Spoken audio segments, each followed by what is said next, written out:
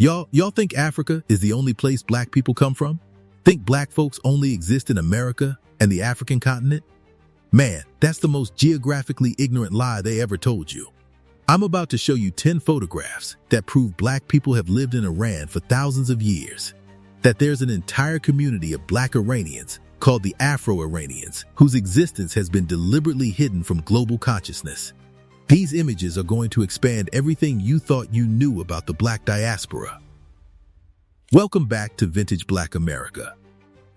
Hit subscribe, because we're exposing the black communities they erased from world history. The Afro-Iranian community, known in Iran as Afro-Iranians, or sometimes called the Bandari people, has existed in Iran for over 1,000 years. The Smithsonian Institution documents that black people came to Iran through multiple routes. Through the Arab slave trade that brought enslaved Africans to the Persian Gulf region. Through trade routes connecting East Africa to the Persian Empire. And through voluntary migration of African merchants and sailors who settled in Iranian port cities. According to historian Behnaz Mirzai, author of A History of Slavery and Emancipation in Iran, over 100,000 enslaved Africans were brought to Iran between the 17th and 19th centuries. They were enslaved by Persian nobles, worked in households, on farms, and in the pearl diving industry of the Persian Gulf. But many gained their freedom, intermarried with Iranian populations, and created communities that have persisted for centuries. Photo number 10 shows an Afro-Iranian family in the Hormozgan province of southern Iran in 1955. This photograph from the British Library Archives shows a family with clearly African features, dark skin, and African hair textures, dressed in traditional Iranian clothing, standing in front of their home in a coastal village. Look at this family, bruh. These are black Iranians, people who are both African in their ancestry and Iranian in their culture, language, and identity. The British Library documents that the Hormozgan province in southern Iran has the largest concentration of Afro-Iranians in the country. These communities developed along the Persian Gulf coast, where African sailors, traders, and enslaved people settled over centuries. They maintained African cultural traditions while adopting Iranian language, religion, and customs, creating a unique hybrid culture that is both African and Iranian. But here's what's going to blow your mind. These people speak Farsi, practice Islam, celebrate Iranian holidays, and consider themselves fully Iranian. But they also maintain African cultural traditions, including music, dance, and spiritual practices that trace back to their African ancestors. They are living proof that blackness is not limited to America or Africa, that the African diaspora spread across the entire world. Photo number 9 takes us to an Afro-Iranian musician performing the Zar ceremony in Bushehr, Iran in 1960. This image from the Iranian Cultural Heritage Organization archives shows a black Iranian man playing traditional African-derived instruments during a spiritual ceremony that combines African and Islamic elements. Look at this performer, man. He's maintaining African spiritual traditions in the middle of Iran, keeping alive practices that his ancestors brought from East Africa centuries ago. The Iranian Cultural Heritage Organization documents that the Zar ceremony is a healing ritual practiced by Afro-Iranian communities in southern Iran. The ceremony involves music, dance, and spiritual practices that trace back to East African traditions, particularly from the Swahili coast and the Horn of Africa.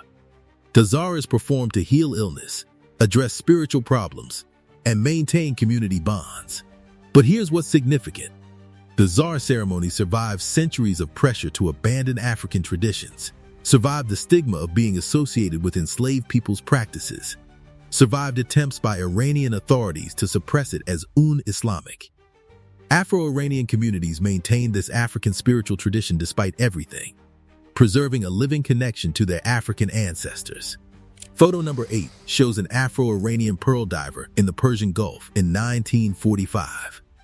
This photograph from the National Archives of Iran shows a black man preparing to dive for pearls, his equipment laid out beside him, the Persian Gulf visible in the background. Look at this brother, bruh.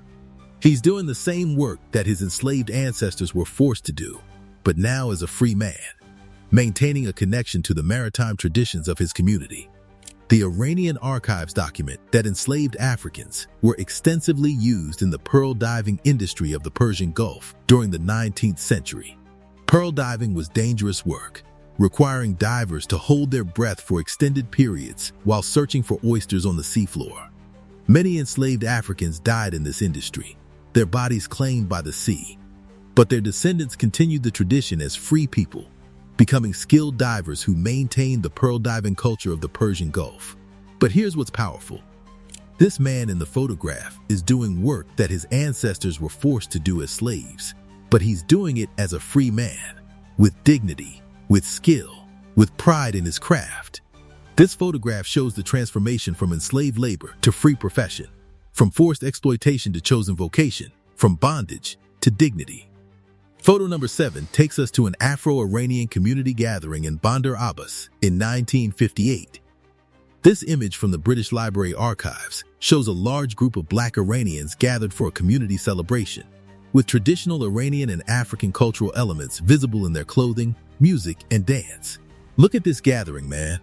This is a community that has maintained its identity for centuries, that has preserved its African heritage while fully integrating into Iranian society. The British Library documents that Bandar Abbas, the capital of Hormozgan province, has a significant Afro-Iranian population that has maintained distinct cultural traditions for generations. These communities hold regular gatherings that combine Iranian and African cultural elements, creating celebrations that reflect their dual heritage. They speak Farsi, but also maintain some words and phrases from their African ancestral languages. But here's what's going to make you think. These Afro-Iranians are fully Iranian in their national identity, fully Muslim in their religious practice, fully Persian in their language and culture. But they're also fully African in their ancestry, their appearance, and many of their cultural traditions. They refuse to choose between their Iranian and African identities, maintaining both with pride. Photo number 6 shows an Afro-Iranian woman in traditional dress in Manab, Iran in 1962. This photograph from the Iranian Cultural Heritage Organization archives shows a woman wearing the colorful traditional dress of the Bandari people, her dark skin and African features visible beneath the elaborate head covering, her posture showing pride in her cultural identity. Look at this sister, bruh. She's wearing Iranian traditional dress, but her African ancestry is visible in her features, her presence, her beauty. The Iranian Cultural Heritage Organization documents that Afro-Iranian women in southern Iran developed their own distinctive traditional dress that combines African and Iranian elements. The Bandari dress is known for its bright colors, elaborate embroidery, and distinctive face coverings that are unique to the region. This clothing represents the cultural synthesis that Afro-Iranians created, blending African aesthetic traditions with Iranian fashion. But here's what's powerful about this photograph. This woman is asserting her identity through her dress, her posture, her presence. She's not hiding her African ancestry, not trying to pass as something she's not. She's fully Bandari, fully Iranian, fully African, all at once. This photograph shows cultural pride that transcends racial categories. Photo number 5 takes us to an Afro-Iranian school in Hormozgan province in 1955. This photograph from the British Library archives shows Black Iranian children in a classroom, learning to read and write in Farsi, their African features visible, their Iranian identity clear in their language and dress. Look at these children, man. They're Iranian children, receiving Iranian education, but they're also Black children, carrying African ancestry in their bodies and African traditions in their culture. The British Library documents that Afro-Iranian children in southern Iran attended Iranian schools where they learned Farsi, Iranian history, and Islamic studies alongside other Iranian children. But at home, they also learned African-derived traditions, music, and spiritual practices from their families. These children grew up navigating dual identities, being fully Iranian in public and maintaining African traditions in their communities. But here's what's significant. These children represent the future of the Afro-Iranian community, the generation that will either maintain or lose the African cultural traditions that their ancestors preserved for centuries. This photograph shows education as both integration and preservation. Children learning to be Iranian while also learning to be Afro-Iranian. Photo number 4 shows an Afro-Iranian fisherman in Cheshire Island in 1948. This image from the National Archives of Iran shows a black man mending fishing nets on the shore of Cheshire Island, the largest island in the Persian Gulf. His African features clear, his Iranian fishing traditions evident in his equipment and methods. Look at this brother, bruh. He's a fisherman, a craftsman, a man who makes his living from the sea, maintaining maritime traditions that connect him to both his African ancestors and his Iranian homeland. The Iranian archives document that Cheshire Island has a significant Afro-Iranian population that has maintained fishing and maritime traditions for generations. These communities developed expertise in fishing, boat building, and navigation that made them essential to the Persian Gulf economy. Their maritime knowledge combined African and Iranian traditions, creating techniques and practices unique to the Afro-Iranian community. But here's what's powerful. This man in the photograph is a free man, a skilled craftsman, a member of a community that has survived centuries of slavery and discrimination to maintain its identity and its traditions. This photograph shows resilience, skill, and the determination to build a life with dignity despite a history of oppression. Photo number 3 takes us to an Afro-Iranian elder in Hormozgan province in 1965. This photograph from the Iranian Cultural Heritage Organization archives shows an elderly black Iranian man, clearly in his 80s or 90s, sitting in front of his home, his face showing the wisdom of a long life, his African features unmistakable. Look at this elder man. He carries the memory of generations, the stories of ancestors who came from Africa, the traditions that have been maintained for centuries. The Iranian Cultural Heritage Organization documents that Afro-Iranian elders in southern Iran were living repositories of community history and cultural knowledge. They remembered stories passed down from their ancestors about life in Africa, about the slave trade that brought their forebears to Iran, about the struggles and triumphs of building a community in a foreign land. They maintained oral histories, cultural practices, and the memory of African origins that younger generations might otherwise lose. But here's what's significant about this photograph. This elder represents the living connection between the Afro-Iranian community and its African roots. He carries knowledge that can't be found in books, memories that can't be recovered once lost, traditions that will disappear if not passed down.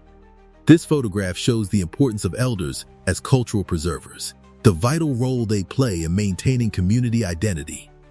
Photo number 2 shows an Afro-Iranian wedding celebration in Bandari in 1959. This image from the British Library archives shows a wedding celebration with black Iranian guests dancing to African-derived music. The celebration combining Iranian wedding traditions with African musical and dance elements. Look at this celebration, bruh. This is joy. This is community. This is culture that has survived centuries of oppression and maintained its vitality. The British Library documents that Afro-Iranian weddings in southern Iran traditionally combined Iranian and African cultural elements. The music included African-derived instruments and rhythms alongside Iranian musical traditions. The dances incorporated African movement styles alongside Iranian dance forms. The food combined Iranian cuisine with dishes that trace back to African culinary traditions. These weddings were celebrations of dual heritage, expressions of a culture that refused to choose between its Iranian and African identities. But here's what's powerful about this photograph. These people are celebrating, dancing, expressing joy despite a history of slavery and discrimination. They're maintaining African cultural traditions in the middle of Iran, keeping alive practices that their ancestors brought from East Africa centuries ago. This photograph shows cultural resilience, the determination to maintain identity and tradition despite everything done to erase it. And our number 1 photograph shows an Afro-Iranian community leader in Hormozgan province in 1970. This image from the Iranian Cultural Heritage Organization archives shows a black Iranian man in a position of community leadership, dressed in traditional Iranian clothing, surrounded by community members who clearly respect and follow his guidance. Look at this leader, man. He's black. He's Iranian. He's a community leader. He's proof that Afro-Iranians built lives of dignity and influence despite their history of enslavement. The Iranian Cultural Heritage Organization documents that Afro-Iranian communities in southern Iran developed their own leadership structures, with community leaders who mediated disputes, organized cultural events, and represented the community's interests to Iranian authorities.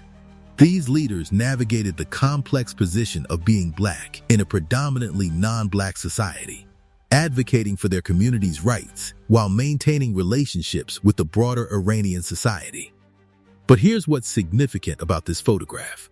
This man represents the achievement of a community that came from slavery and built a life of dignity and influence.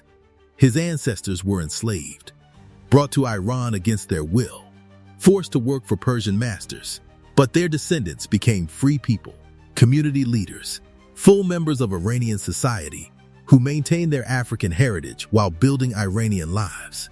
This photograph shows the ultimate triumph of a community that refused to be defined by its history of enslavement. So there you have it. 10 photographs proving that black Iranians exist, that the African diaspora reached Iran centuries ago, that Afro-Iranian communities have maintained their identity and culture despite centuries of slavery and discrimination. These images show Afro-Iranian families in Hormozgan, musicians performing African-derived ceremonies, pearl divers maintaining maritime traditions, community gatherings celebrating dual heritage, women in traditional Bandari dress, children in Iranian schools, fishermen on Cheshire Island, elders preserving cultural memory, wedding celebrations combining Iranian and African traditions, and community leaders who built lives of dignity from a history of enslavement. These photographs prove that blackness is global, that the African diaspora spread across the entire world, that black people exist in places that most people never imagined. They prove that wherever black people went, whether by choice or by force, we maintained our humanity, our culture, our identity, and our determination to build communities and lives of dignity. The next time someone acts like black people only exist in America and Africa, show them these photographs. The next time someone claims that the African diaspora is limited to the Atlantic slave trade, remind them of the Arab slave trade that brought Africans to Iran, the Middle East, and Central Asia. The next time someone tries to limit what blackness means or where black people belong, show them the Afro-Iranians who have been Iranian for 1,000 years. Psalm 68 verse 31 says, "Envoys will come from Egypt. Cush will submit to God." The Bible itself acknowledges the global presence of African people, the spread of black communities across the ancient world. Afro-Iranians are part of this global African presence, descendants of people who traveled or were taken to Iran and built lives there that have lasted for centuries. Don't you ever forget that black people are everywhere, that our diaspora is global, that our history extends far beyond the borders of America and Africa. These photographs prove that black communities exist in places that most people never imagined, that our presence is worldwide, that our resilience is universal. This is Vintage Black America. Drop a comment about which photo shocked you most, hit that subscribe button, and share this truth with everyone who needs to see it. We're exposing the global black diaspora they tried to hide, celebrating the communities they tried to erase, and making sure Afro-Iranian history is never forgotten again. Peace out, family.